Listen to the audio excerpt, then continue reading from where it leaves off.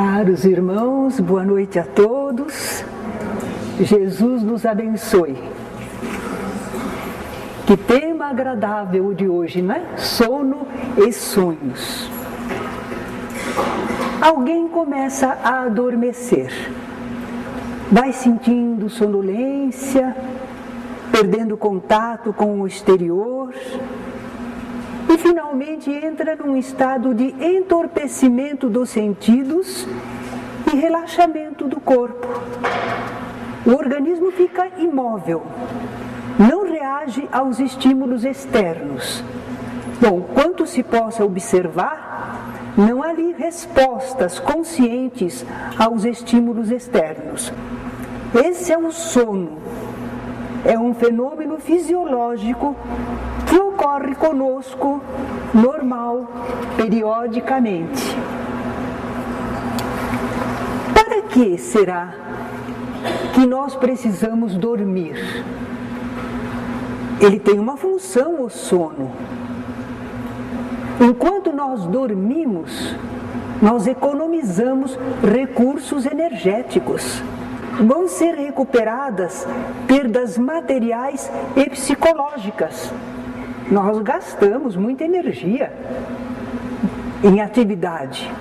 E as toxinas também vão ser eliminadas. E aqueles nossos centros de consciência, os depósitos da memória, vão entrar em descanso. Vocês já imaginaram? Jesus disse assim: meu Pai trabalha constantemente e eu também trabalho. Os seres espirituais agem incessantemente, o espírito não para. O espírito pensa, sente, vibra o tempo inteiro. Mas o corpo é matéria. O corpo não aguenta a ação ininterrupta do espírito. Quem precisa então do descanso é o corpo. Então ele vai se refazer, vai se recompor.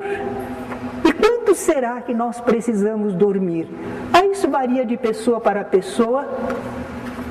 Dr. Wilson Ferreira de Melo, grande companheiro da Seara, dormia cerca de 4 horas por noite apenas. E era uma pessoa equilibradíssima e sempre disposta e ativa. 4 horas de sono para ele era o suficiente. Para nós, hein? 7 horas, 8, se deixar 9, não é? Então, o sono, do ponto de vista material, é isso. Mas do ponto de vista espiritual, é um dos estados de emancipação do espírito em relação ao corpo. Uma emancipação parcial, não é total. A vida ativa, a vida de relação, ela fica suspensa durante o sono. Os laços fluídicos que unem o nosso perispírito ao corpo, eles se afrouxam, eles ficam mais laços. E o espírito pode se afastar do corpo adormecido. E aí então, quando se afasta do corpo, porque o corpo está dormindo, é um estado de emancipação parcial para o espírito, ele pode recuperar suas faculdades de espírito. Ele não está mais preso ao corpo, ele é espírito. E uma vez que ele se emancipou um tanto, ele se sente como espírito. A matéria limitava um pouco, tolhia a atividade do espírito. Agora ele está liberto parcialmente. Então ele pode se reconhecer como um ser imortal.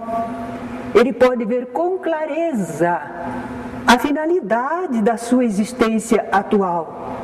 Quem sabe ele se lembra do passado, talvez vidas anteriores. Quem sabe ele possa deduzir, antever alguns acontecimentos que estão para ocorrer. Mas todo espírito pode fazer isso? Ou não? Depende das possibilidades de cada espírito. tudo que o espírito faz depende do seu grau de evolução.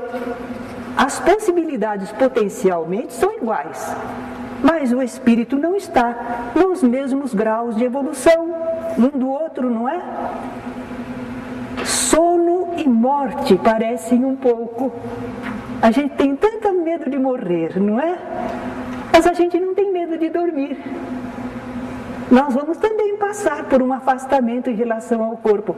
É que a gente sabe que volta, não é? E em relação à desencarnação, nós não temos assim um pleno conhecimento, não estamos acostumados, não é? Na desencarnação, o desligamento seria total, mas no sono é apenas parcial, é só um afrouxamento dos laços. Então continua a comunicação do espírito com o corpo. Lá estão os laços fluídicos ainda, não é? Se o espírito precisar retornar ao corpo, ele receber uma comunicação através daqueles laços, ele recebe o apelo, as sensações, as impressões, e o espírito volta incontinente. É rapidez muito grande. Não é instantâneo, mas é uma rapidez muito grande. Durante o sono do corpo, o espírito nunca está inativo. O que será que o espírito está fazendo? Não é? O sono repousa o corpo, mas para o espírito é uma oportunidade de entrar em relação com o mundo espiritual. E o que ele vai fazer no plano espiritual se ele ainda está encarnado? Ele vai aurir orientação, conforto, forças. Ele tem uma vivência. Há uma comparação que diz assim que para nós espíritos, enquanto o corpo dorme, é como se fosse a hora do prisioneiro que vai para o pátio tomar sol, que vai conversar um pouquinho com os outros companheiros, não é? Então é um momento de certa liberdade para nós. Mas cada espírito vai agir nesse intervalo, nessa vivência enquanto o corpo dorme. Cada espírito vai agir segundo o seu grau de desenvolvimento, seu estado evolutivo. Então varia muito. Os espíritos não fazem todos as mesmas coisas enquanto o corpo dorme. Se forem espíritos inferiores, por que a gente diz que são inferiores? Pouco desenvolvidos. Então os interesses das pessoas que não têm muita evolução são interesses egoístas, materialistas. E essas pessoas, elas vivem muito para a matéria, elas não têm muito interesse de se afastar do corpo e ir para regiões espirituais. Elas estão ainda muito interessadas nas coisas da vida corpórea, aqui deste ambiente. Às vezes dão expansão a instintos e tendências inferiores, junto aos espíritos com os quais se afinam. Então, às vezes a sociedade não permite certos hábitos, não permite certos costumes e a pessoa se retrai. Mas enquanto o corpo dorme, lá vai ela em espírito para certos antros. Precisa? Não deveria. Mas a pessoa tem aquelas tendências que estão reprimidas, não é? Então vai a esses ambientes. Os médiuns videntes vêm às vezes, em certos ambientes vem certo número de espíritos que não são desencarnados, são espíritos de encarnados, que estão lá, atraídos pelos interesses, como estão muitos encarnados, só que não têm teias, não têm respeito pela sociedade e lá vão. Mas o outro é temeroso, é limitado, então ele vai enquanto o corpo dorme. Que perda de tempo, não é? Porque a hora que ele está em liberdade espiritual, que poderia aprender, melhorar-se, consolidar a fé, tanta coisa ele poderia sentir de maior, de espiritual, e ele fica preso nas coisas aqui da terra. Mas que fazer? As pessoas às vezes ainda não sabem viver. Os espíritos benévolos, ou aqueles bastante evoluídos, Enquanto o corpo dorme, eles vão a ambientes espirituais agradáveis, elevados. Lá eles podem se instruir, podem trabalhar. Às vezes os companheiros dizem que nos veem, que nós estávamos em determinado trabalho, socorrendo entidades. Vocês vão dizer, nossa, mas de noite que é para descansar, a gente trabalha? O corpo está descansando e o espírito não precisa de descanso. O espírito aproveita o tempo, aprende, progride, não é? Encontra entidades superiores. A gente não fala tanto no anjo de guarda? A gente não gostaria de estar com ele? Pois enquanto o corpo dorme, a gente pode ter contato com esse nosso espírito protetor, conviver com amigos, parentes desencarnados, nós encontramos. E também durante o sono do corpo, pode acontecer de nós que ainda estamos encarnados, mas que como o corpo está dormindo, a gente pode se distanciar. Pode ser que a gente vá visitar outras pessoas aqui na Terra mesmo. Então a gente tem as visitas de vivos. Também isso é possível. E por que vamos visitar as pessoas? Às vezes são problemas de distância, às vezes são problemas que normalmente nós não temos aquela convivência, mas espiritualmente somos amigos, então vamos nos encontrar. O que nós vamos fazer nessa visita de vivos depende dos nossos anseios e dos anseios dessas pessoas que visitamos. Podem ser coisas muito lindas, produtivas, espiritualizadas, e podem não ser. Vamos viver, né? Então nós vimos em relação ao sono algumas informações da doutrina espírita. Vamos agora ver a questão do sonho. O que é o sonho? Quando o nosso corpo dorme, a nossa atividade psíquica não se anula, continua uma atividade no nosso psiquismo, só que é no subconsciente, subsiste um dinamismo. Arquivos da memória estão sendo reorganizados e vai se apresentar um conjunto de ideias e de imagens à nossa consciência.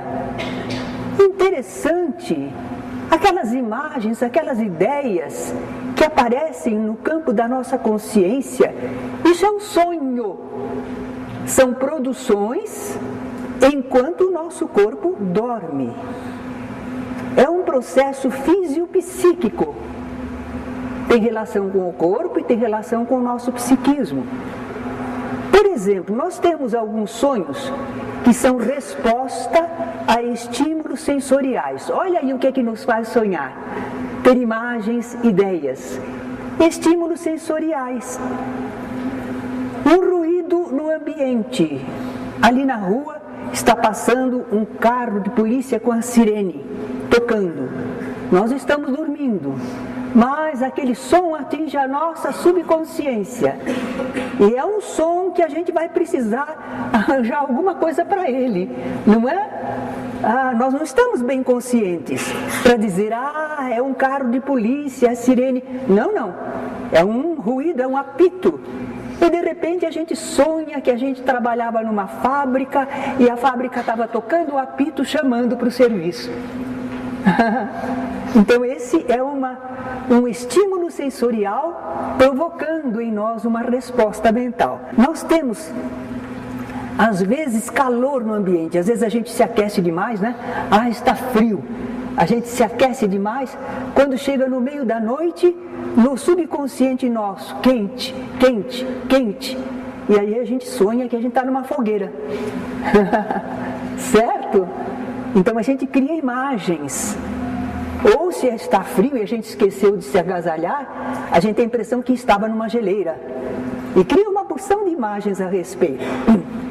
Outro tipo de coisas que causam sonhos são condições orgânicas, perturbações circulatórias, digestivas. A pessoa come uma feijoada e deita em seguida, né? Pode ter um belo de um pesadelo, né? Às vezes, estes sonhos que têm relação com alguma coisa orgânica podem nos ajudar a perceber enfermidades, detectar enfermidades. Conta-se um sonho de um senhor que ele sonhou que ele estava num iate, mas estava perto da doca do cais, e ele caiu e ficou espremido entre o cais e o iate. E então o peito lhe doía, porque ele estava pressionado pelo iate. Ele acordou sentindo aquela dor. Mas ele falou: por que será que eu sinto essa dor? O que será isso, este sonho? E ele foi ver um cardiologista, e ele estava com problemas. Então, no caso, no subconsciente, ele estava tomando conhecimento de que havia algum problema na região, no seu peito, não é? Então, às vezes, o sonho está nos avisando de algum problema. Não vamos ficar assustados e qualquer sonho que tivermos pensando que é um aviso de enfermidade, mas existe essa possibilidade também. Agora, criações mentais do nosso subconsciente para nos compensar. Há muita coisa que afeta a nossa mente durante a vigília, quando estamos acordados. Pensamentos, impressões, anseios, temores, tudo isso pode aparecer no nosso sonho. Sonhos de compensação. Você não pôde fazer alguma coisa, não pôde, mas em sonho você realiza. É de mentirinha, não é de verdade, mas são fantasias que você faz para se compensar. São sonhos de compensação. Outros são sonhos que correspondem a nossos temores. Dizem que muitas mulheres grávidas sonham com uma porção de coisas preocupantes, não é? Porque tem relação com o seu estado de gestação, e em vez de ela estar encantada, esperançosa, confiante, às vezes ela está preocupada, temerosa, não é? Então ela sonha problemas que têm relação com o seu temor real. Mas isto são sonhos fisiopsíquicos, que têm relação com o corpo ou têm relação com o nosso psiquismo. Mas existe um sonho espírita. É aquilo que o espírito vive enquanto o corpo dorme. Aí não é coisa da mente, aí não é coisa de impressão do corpo, não. Foram vivências do espírito no plano espiritual enquanto o corpo dormia. A lembrança do que ele viu, do que ele sentiu, do que ele fez. E sabe, dizem que às vezes alguns cegos ou surdos, em sonhos, eles veem e ouvem, porque como eles estão transcendendo ao corpo, eles estão vendo e ouvindo espiritualmente. É interessante, porque a gente pensaria que os cegos não sonham, mas nós tínhamos o Luiz Mileco no Rio de Janeiro, grande companheiro, e ele era cego. Mas ele realmente tinha sonhos especiais. Só que além de ter sonhos especiais, ele também era médium. Ele era cego, mas ele era médium. E quando ele estava transcendendo o corpo pelo fenômeno da mediunidade, ele via o campo espiritual. Então ele não era totalmente cego como muitos são, não é? Que parece que não veem quase nada. Ele tinha vivências espirituais, transcendendo o corpo e também durante o sono. Talvez que alguém diga que não é todo dia que a gente sonha. E há pessoas que dizem: olha, eu nunca sonhei. Outros dizem: eu sonho, mas não lembro. Não é? Eu sei que eu sonhei, mas não consigo lembrar nada. Mas todo mundo sonha. Pessoas, crianças, até os fetos dentro do ventre materno, eles sonham. Animais também sonham. Então todos sonham. mas alguns não se lembram. Como é que nós podemos ter certeza de que todos sonham? Aí nós temos umas pesquisas, experiências científicas sobre sono e sonhos. Eles fazem experiências com aparelhos especiais ligados ao cérebro das pessoas enquanto elas dormem. Esses aparelhos acompanham as ondas cerebrais da pessoa. Ela está dormindo, mas o seu cérebro está trabalhando. E aí tem então a revelação da atividade psíquica na pessoa, mesmo quando ela está dormindo. Eles dizem que o processo completo do sono passa por 5 fases: sonolência, sono leve, sono profundo, sono lento profundo e sono paradoxal. E é quando a pessoa está nesse sono paradoxal, que é o estágio mais profundo do sono, que os seus olhos, debaixo das pálpebras fechadas, se movimentam de um modo especial. Eles chamam isso de fase REM, Rapid Eye Movements. Então nessa fase REM, os olhos estão se movimentando, como se eles estivessem acompanhando cenas. São as cenas que estão acontecendo no nosso sonho. Nós estamos realmente vendo, e aquilo repercute no nosso cérebro e comanda o movimento dos olhos. Acordadas nessa fase, dos olhos se movimentando, as pessoas confirmavam: eu estava sonhando. Então, os cientistas sabem que realmente nós sonhamos, todos nós. Podemos não lembrar, mas todos sonhamos. E por que será que nada lembramos às vezes, não é? É que o cérebro físico, ele não foi de todo acionado, não. E a matéria pesada, grosseira, não permitiu o registro bem feito. Há impressões assim quando a gente já está se afastando do corpo, ainda está ligado a ele, mas está se afastando. Então nós temos percepções através do corpo, mas percepções do campo espiritual. E aquilo se mistura. E aí ficam cenas confusas, incoerentes.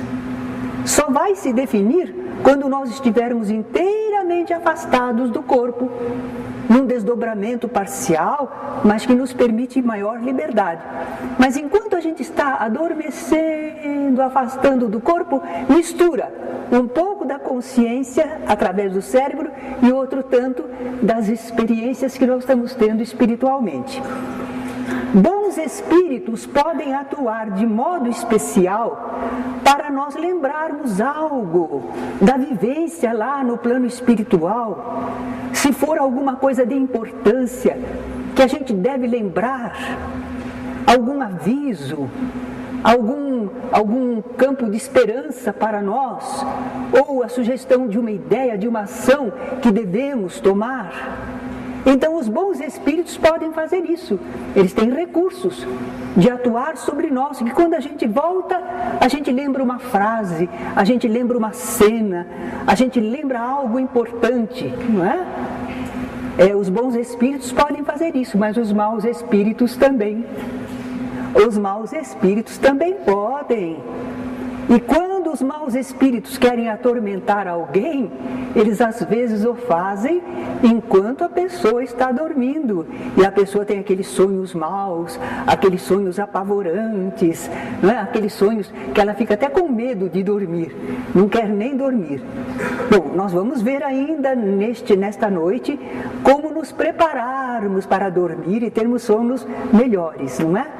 Mas por que esses maus espíritos conseguem atuar assim sobre nós? Porque nós concedemos a eles alguma ascendência. Pelo nosso modo de ser, pelo tipo de pensamentos que cultivamos, nós estamos em falha diante da lei divina e em sintonia com eles. Por isso é que eles conseguem fazer, não é? Mas a verdade é que bons espíritos e maus espíritos influem sobre nós. E quando então nós acordamos, às vezes nós acordamos com aquela confiança, animados, alegres, esperançosos. São as reminiscências do que vivemos no campo espiritual. E outras vezes nós acordamos já preocupados, cansados e assim por diante. Depende do que vivemos do lado de lá, não é? Espiritualmente, nós estamos lembrando, embora às vezes conscientemente a gente não saiba o que foi que aconteceu, mas nós estamos espiritualmente lembrando. Há sonhos em que certas questões e dificuldades são solucionadas e revelações são recebidas. Existem revelações em sonhos também, não é? Nós temos aqui Frederick Grant Banting. Era um médico. Ele sonhou, acordou, levantou-se e escreveu algo num papel. Na manhã seguinte, ele se lembrava que ele tinha acordado de noite e que tinha escrito alguma coisa, mas ele não sabia o que era. Ele foi olhar. Naquele papelzinho estava escrito assim: ligar o conduto deferente do pâncreas de um cão. Esperar algumas semanas até que a glândula se atrofie. Cortar, lavar e filtrar a secreção. Sabe o que era isso? A receita para insulina. Descobriu-se a insulina num sonho, não é? Amigos espirituais, com este médico que também procurava ajudar a humanidade, passaram para ele a informação. Frederick Kekulé, químico, ele estava estudando o benzeno, mas ele não estava conseguindo entender bem a estrutura. Então ele sonhou com a figura de um hexágono, uma figura de 6 lados, mas era formado por cobras, 6 cobrinhas. Só que o interessante é que uma cobra mordia a cauda da outra e fechava a figura. A figura estava predizendo a estrutura molecular do benzeno. Quando ele acordou, ele teve a noção e confirmou, não é? Foi um passo avançado no estudo da química. Então, a descoberta da estrutura do benzeno foi através de um sonho também. É possível fazer aprendizado durante o sono. Olha os preguiçosos aí. Eu vou pôr um disco que ensina alguma coisa e eu vou dormir. E o disco fica tocando. E eu aprendo pelo meu subconsciente, sem esforço, não é? Eles fizeram experiências, sabe? E dizem que funciona. Aprender um idioma, por exemplo, não é? Diz que funciona. Mas acontece que é um abuso, é um desvio. A gente viu que o sono é necessário. E nós não podemos ficar fazendo o corpo trabalhar na hora que devia repousar. Isso vai trazer um desequilíbrio. Parece bom, parece agradável, parece lucrativo, mas não é não. É melhor estar acordado e estudar direitinho, não é? Existem também sonhos premonitórios. A gente sonha agora, a gente viu, ouviu alguma coisa, vivenciou durante o sono, e depois na vigília, aqui na vida de cada dia, as coisas se confirmam. Há vários processos para isso acontecer. Ivone Pereira, a grande médium, no livro dela Recordações da Mediunidade, ela cita 2. Por exemplo, um espírito amigo prepara a pessoa para um evento doloroso, grave, difícil. Então é por isso que a pessoa recebe uma premonição, é um aviso, uma informação. Agora, eles às vezes usam uma linguagem encenada, figurada, e às vezes a pessoa não entende, só entende quando acontece. Então foi isso que eu sonhei, era por isso, né? Por exemplo, a pessoa gravou bem, viu bem, uma ponte caía. Por que caía aquela ponte? Era uma ligação de família que ia ser rompida. Então eles puseram um simbolismo, uma ponte caindo, certo? Uma ligação sendo rompida. Às vezes, diz a Ivone Pereira, a própria pessoa, não é outro espírito não, a própria pessoa, mas como ela está transcendendo ao corpo, ela mesma, no plano espiritual, ela recapitula alguma programação para a sua vida, ela verifica algo que está acontecendo. Aquilo faz parte do seu programa reencarnatório. Então ela relembra e ajuda ela a enfrentar o problema na vigília, quando ela está acordada, não é? Aí nós temos aquele sonho do presidente Lincoln. Quem é que conhece o sonho do presidente Lincoln? Só um? Muita gente conhece. Bom, vamos então lá. Esse presidente dos Estados Unidos da América, uns 10 dias mais ou menos antes dele morrer assassinado, ele morreu assassinado a 14 de abril de 1865. Mas 10 dias antes ele sonhou que ele estava num dos salões da Casa Branca. E ele percebia alguma agitação nas pessoas. Ele sentia também que o ambiente tinha uma forte impressão de tristeza. No sonho ele chegou a um salão principal e ele notou lá um catafalco, um estrado alto, e no qual havia um cadáver, uma guarda de soldados ao redor, e a multidão chorava. Ele perguntou a um dos soldados no sonho: quem morreu na Casa Branca? E o soldado respondeu: o presidente foi assassinado. E aí a multidão explodiu em ruidosa dor. Foi isso que ele sonhou. Ele estava sabendo espiritualmente do que iria acontecer. Esse sonho foi famoso porque ficou registrado. Foi contado, foi registrado então, não é?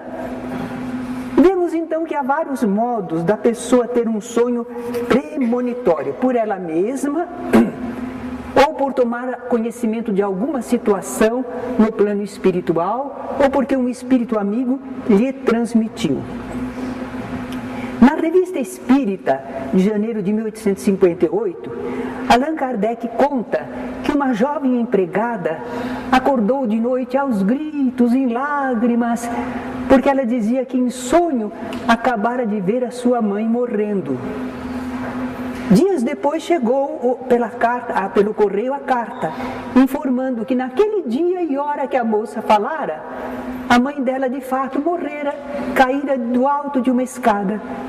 Não fora doença, foi um acidente. Mas a moça presenciou, porque estava dormindo, estava deslocada à distância e viu quando a mãe caiu da escada e o que aconteceu, não é? Kardec também teve um sonho instrutivo. Ele registrou na Revista Espírita, junho de 1866. Foi na noite de 24 de abril de 1866. No sonho, ele se viu numa rua desconhecida e um grupo de homens conversando. Ele conhecia alguns, mas ele não saberia dizer os seus nomes. No canto de um muro apareceu uma inscrição, letras pequenininhas, mas brilhantes como fogo. E ele procurou ler. Descobrimos que a borracha, rolada sob a roda, faz uma légua em 10 minutos, desde que a estrada... E não deu para ler o resto. Ele acordou, registrou no papel isso. E ficou intrigado, porque aquele assunto não tinha relação com ele tratava de coisas espirituais. Que será? Por que será que ele teve esse sonho? E ele perguntou a um espírito amigo, que foi se informar, e depois contou para ele que sim, um grupo de homens que trabalhavam procurando aperfeiçoar os meios de locomoção, estavam pensando na borracha para envolver as rodas. Olha a ideia do pneumático, não é? Eram homens que aqui na Terra trabalhavam nesse campo e se encontraram no plano espiritual. Mas por que Kardec foi informado e teve aquela visão?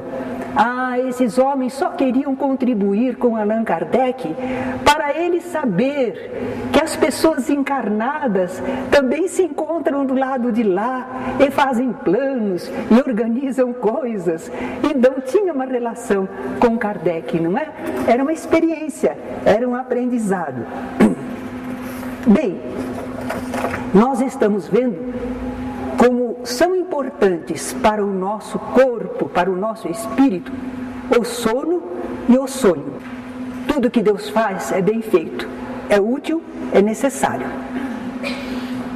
Então, sono e sonhos são assim. O sono físico enseja repouso orgânico, liberação de toxinas, etc. E o sonho é importante para o equilíbrio psíquico.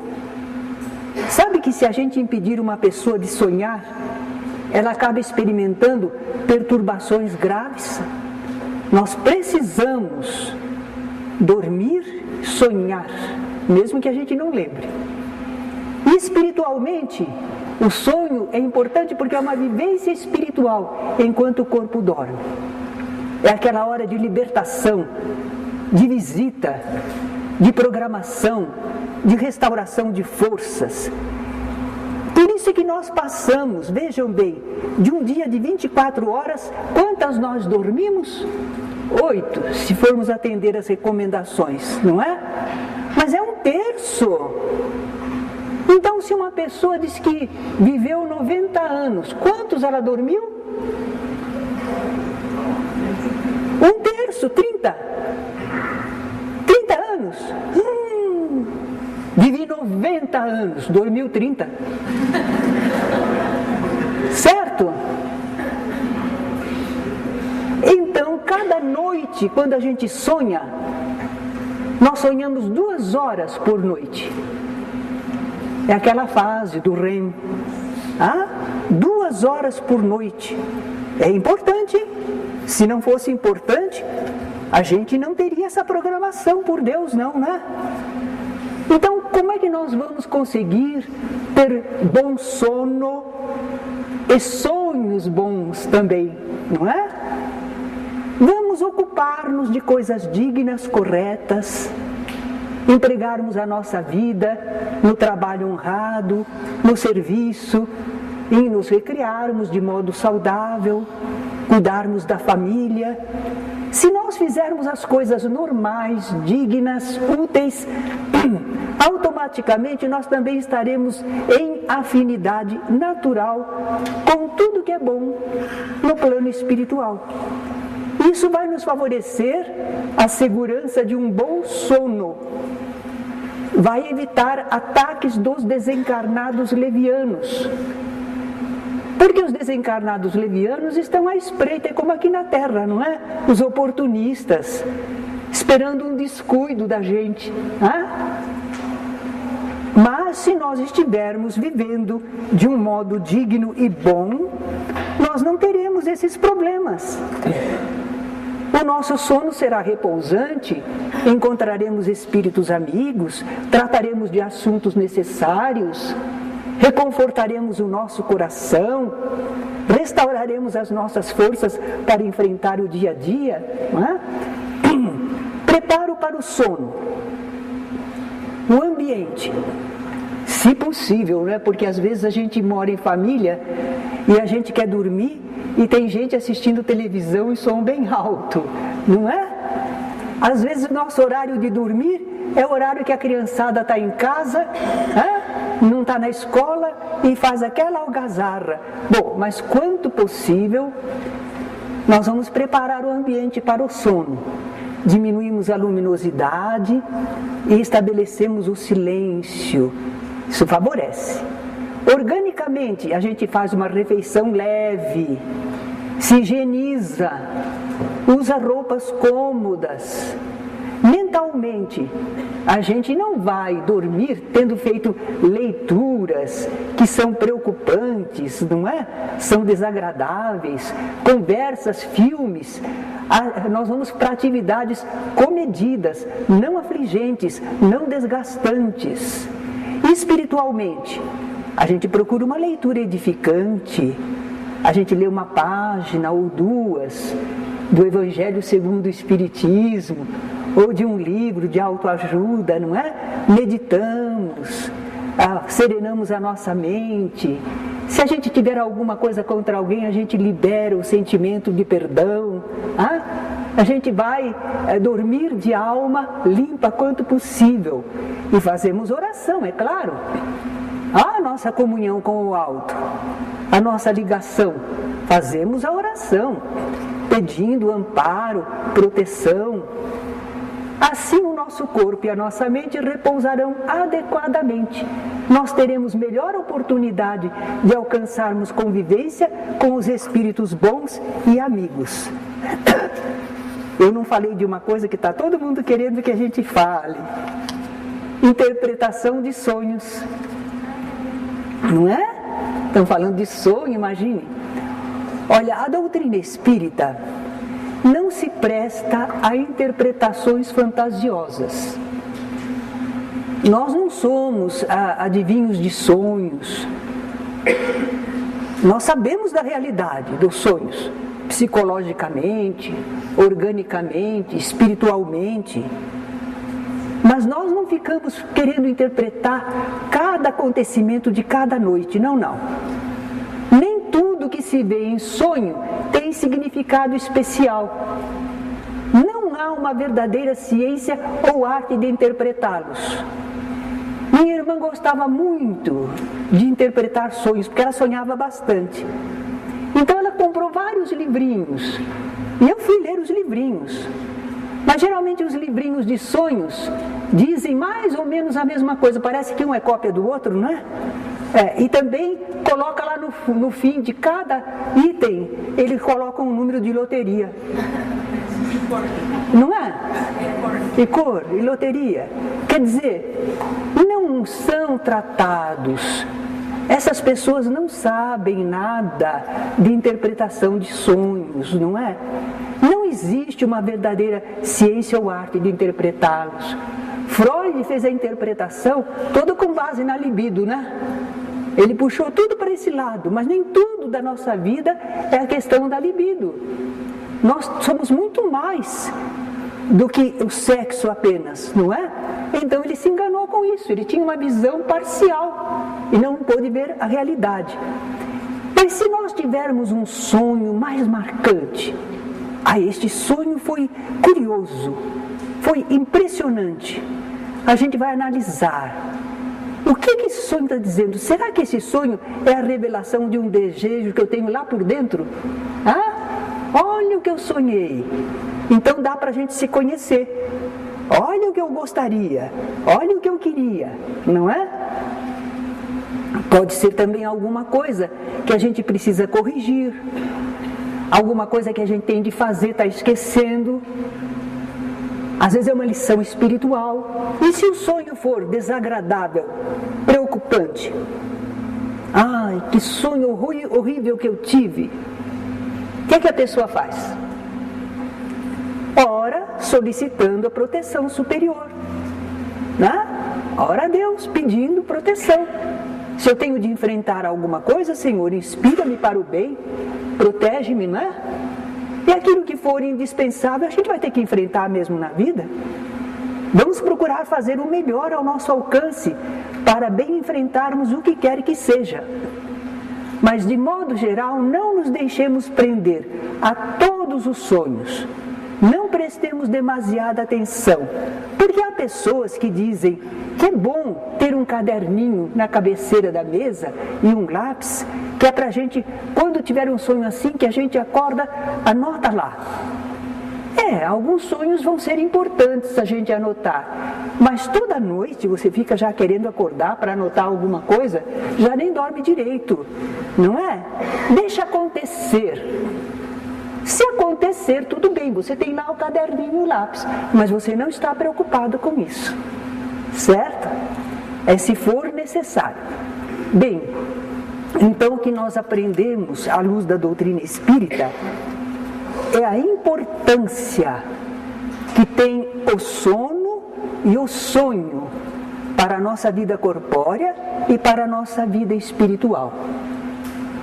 Nós estamos sendo esclarecidos para não levarmos tudo que a nossa mente produz enquanto dormimos como se fossem realidades espirituais. Elas também podem ser sonhos psicológicos, sonhos de compensação, e uma série de coisas, sonhos orgânicos, não é? Então vamos encarar isso com naturalidade e prestar atenção só em algum sonho mais destacado, para ver se conseguimos entender a mensagem e agir bem a respeito do que entendermos desse sonho. Alguma perguntinha?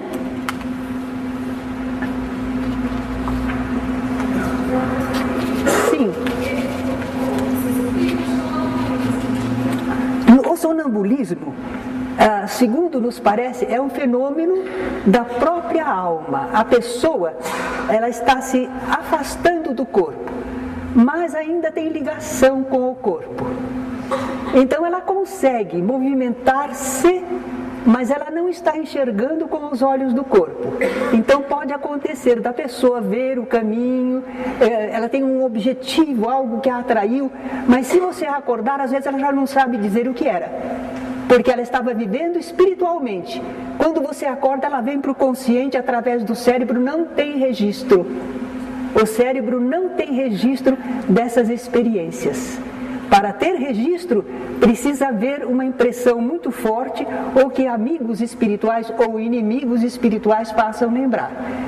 Então eu costumo dizer assim que o sonambulismo é como a pessoa que foi se afastar do corpo, mas não se afastou perfeitamente, ficaram os laços ainda fortes, ela arrasta o corpo, mas ela está vivendo espiritualmente. Por isso, elas, não é sempre, mas por isso, às vezes, alguns sonâmbulos caminham como se estivessem enxergando tudo, porque estão enxergando perispiritualmente. Não estão enxergando com o corpo físico. Pode caminhar de olhos fechados. Essa questão do sonambulismo, se o espírito conseguisse desdobrar, ele consegue ver o corpo. Para a pessoa desdobrar-se e ver a si mesma, o seu corpo, ela precisa ter uma certa lucidez, porque senão ela está vivendo ela, está arrastando o corpo, ela não está prestando atenção no corpo. Agora, desdobramento, sem ser propriamente assim, algumas pessoas, uma amiga minha, esqueci o nominho dela, daqui a pouco eu lembro. Ela era daqui de Campinas, companheira nossa da mocidade. E ela nos contou que num domingo à tarde ela se deitou para repousar um pouco. O irmão estava ouvindo futebol. E depois ela sentiu sede. Então ela se levantou para tomar um copo d'água. Só que quando chegou na porta, ela olhou para trás. E ela viu ela deitada lá. Certo? Quer dizer que ela só se desdobrou, se movimentou em espírito, mas não arrastou o corpo. Aí ela se preocupou e ela voltou correndo. E encontrou uma outra pessoa da família fazendo uma atividade. Quando ela acordou, ela contou para essa pessoa que viu essa pessoa fazendo isso, lavando a louça e tal, e ela estava dormindo. Bom, mas nós às vezes estamos dormindo e nós vamos à distância, porque nós nos desdobramos.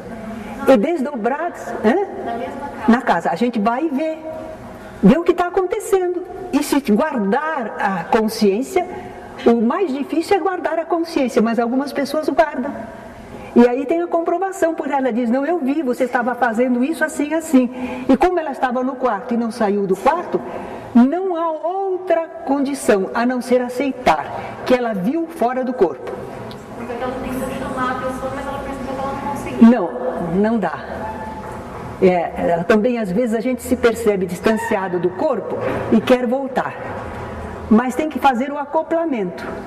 Enquanto a gente não faz o acoplamento, a gente não consegue mover o corpo.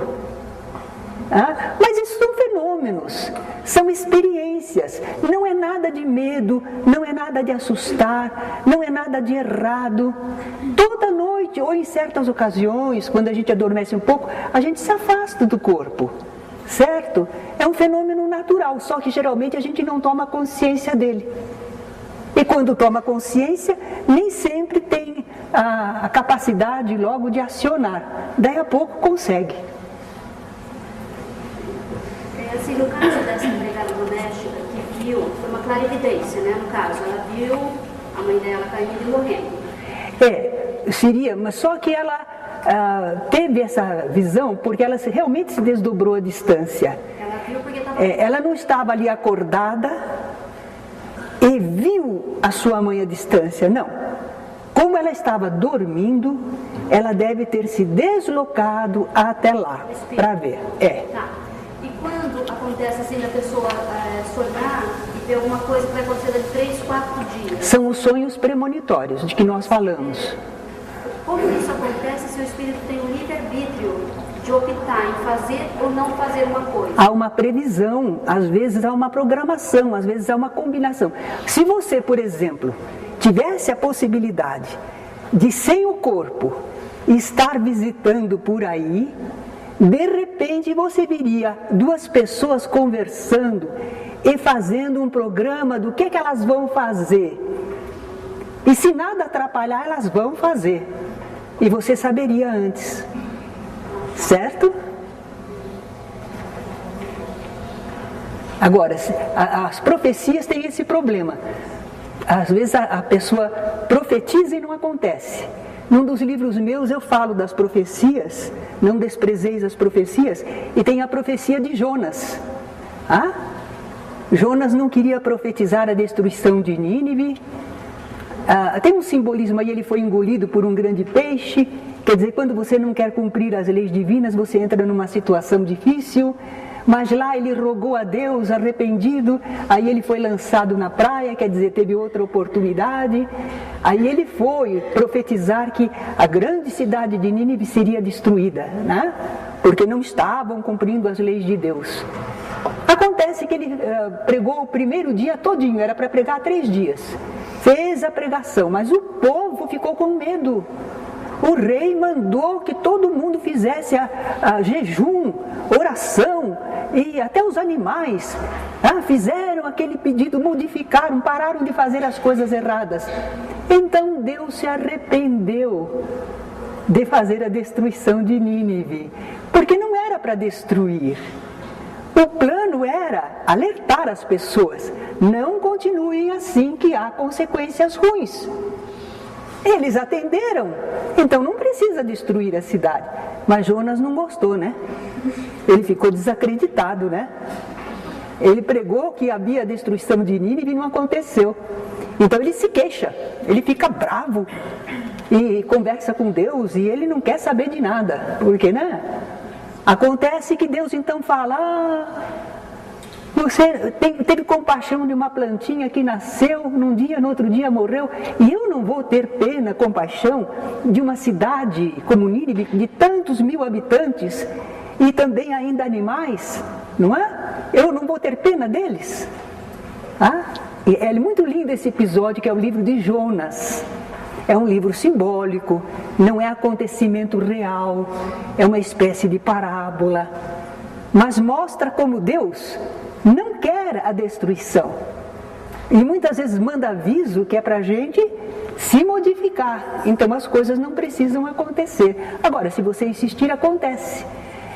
Na explicação, Deus fala assim: eu não vou ter pena da cidade de Nínive, com tantos 1000 habitantes que não sabem distinguir entre a sua mão direita e a sua mão esquerda. E você pergunta para o povo se eles sabem qual é a esquerda, qual é a direita.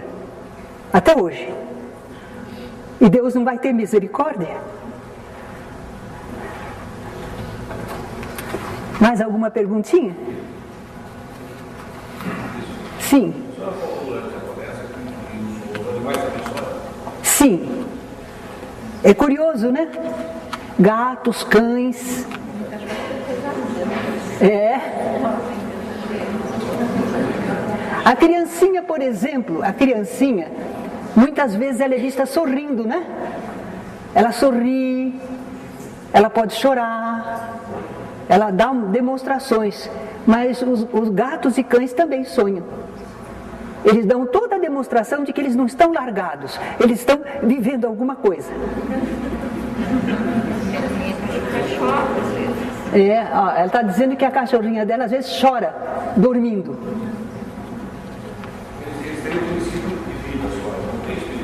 Não, eles são um princípio inteligente. Segundo a doutrina espírita, o princípio inteligente criado por Deus evolui através das espécies inferiores até chegar à escala humana.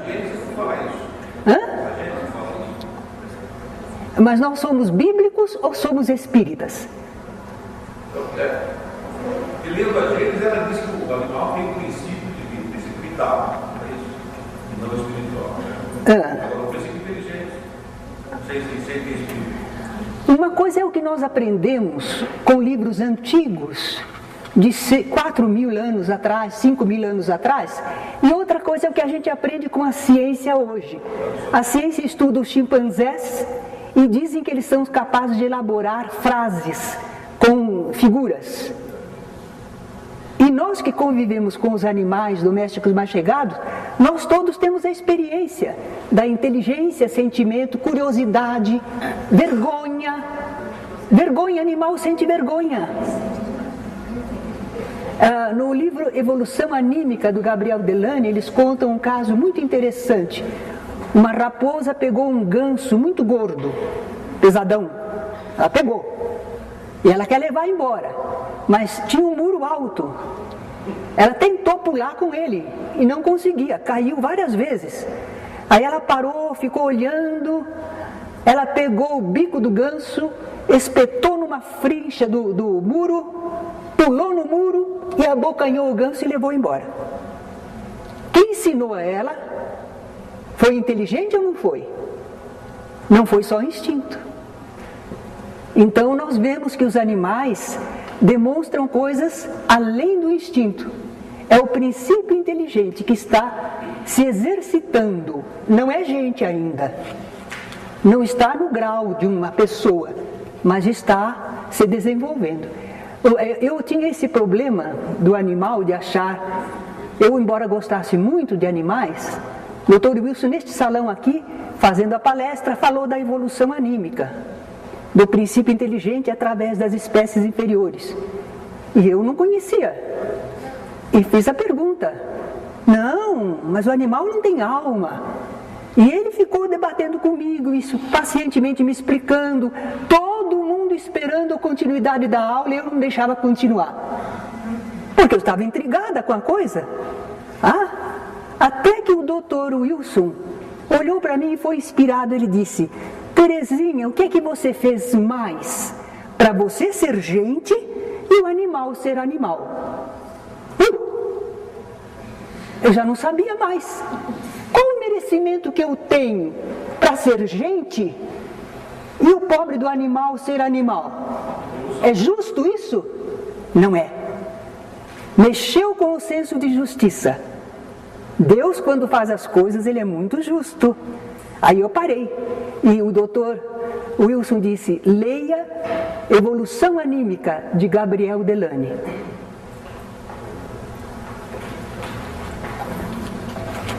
Tudo bem? Quem gostar de conversar, estaremos à disposição.